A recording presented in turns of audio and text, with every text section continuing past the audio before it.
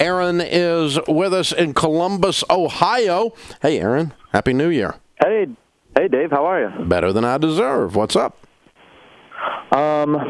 So my wife and her family have been on the Ramsey plan for a while, which is why when we got married 7 months ago, she came in with no student loans. I wish I could say the same for myself.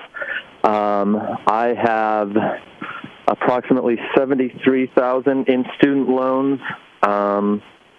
And I know that you are not a fan of the public service loan forgiveness program. I'm about 3 years into that program, and we have $55,000 in cash, and we have about $92,000 total.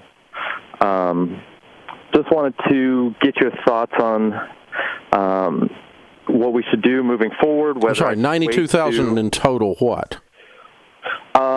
With our retirement and Roth. Oh, okay.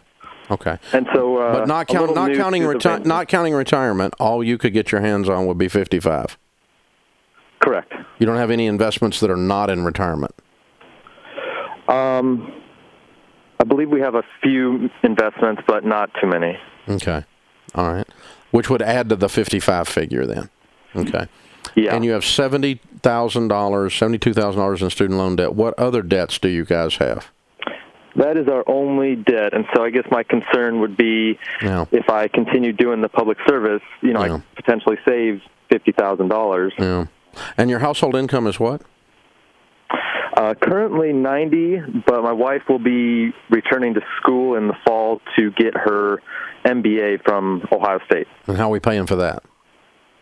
As a staff member at OSU, I get half off tuition for her, and she's on track to potentially get a full ride. Okay. All right. Good. All right. So we have to pay cash for it. You understand that?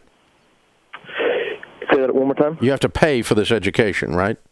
Yes, and that's why we're thinking of we don't want to take out any more loans for her. Right. We have to first make sure that we don't borrow any more. That's rule number one of getting out of debt. Yes, rule number two is to get out of debt. That. Now, the student loan forgiveness program, the problem with it is twofold. One, it is 10 years of hostage. You're hostage to this thing for 10 years.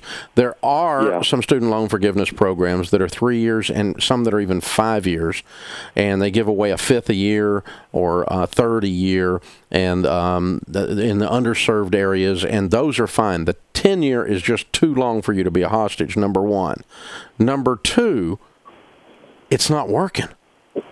The first articles that came out, 15,000 people applied, 96 were granted. I read an article over the holidays. So far, only 206 people have been given this forgiveness. 206 people out of millions. Yeah. And so I don't like these odds. The government is screwing you, is what it is. And so, no, I pay that off as soon as you possibly can. Now, we've got to have the money for the MBA, so we need to make sure exactly what we're getting into there. And so you may want to hold off just a little bit on paying it down. But once you figure out she's got a free ride, that $55,000 goes at this thing, and then you knock out that other $7,000 or $17,000 as fast as you possibly can. Get yourself out of debt because it's not working, man. I mean, you don't want to be one of the millions of people that apply for this and 206 people get it. That's called dashing your hopes on the rocks, right? That's almost like playing the lottery right there. So no, thank you. No, thank you. And no, thank you for 7 more years of student loans hanging around, Sally Mae hanging around your house. Oh, ugly woman, get her out of your house.